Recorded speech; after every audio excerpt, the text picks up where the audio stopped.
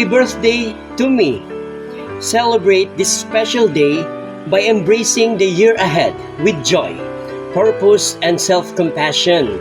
And take time to reflect on my accomplishment and aspirations for the future. Recognize that I am stronger and more resilient for having navigated through any challenges. Allow myself to slow down and savor the moment, enjoying the journey of my life. Wish for more prosperity, joy, and endless blessings in the coming year. Cultivate strength to overcome obstacles, wisdom to make better decisions, and compassion to positively impact to me. Give myself permission to slow down, listen to my intuition, and trust my inner wisdom. Loss of someone refers to a birthday that falls after the death of a loved one, and it's a painful experience marked by sadness and grief.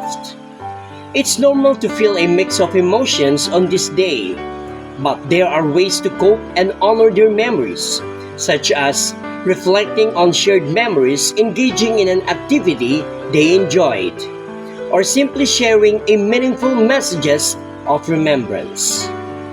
Thank you, Lord, for the precious gift of life and for this special day. I pray for your continued grace, guidance, and the opportunities to grow in faith and wisdom. As I celebrate my birthday today, I am filled with gratitude for the gift of life.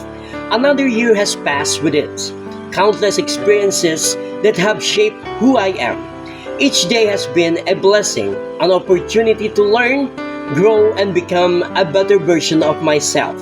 Today, I pause to thank God for allowing me to see another year and for walking beside me through it all.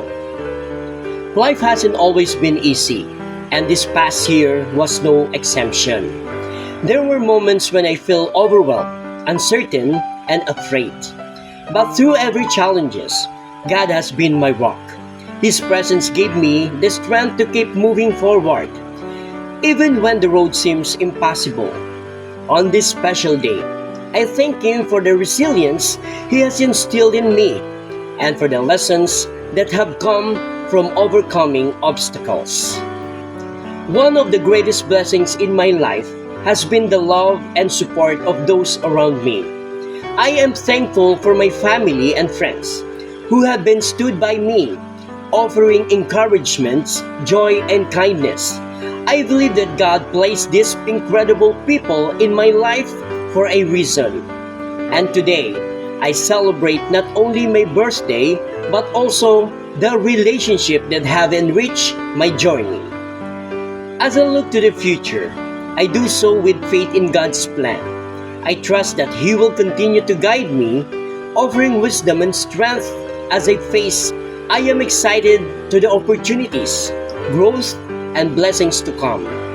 Today, I thank God not only for the past, but also for the future that awaits me. Here's to another year of life, filled with gratitude, hope, and unwavering faith.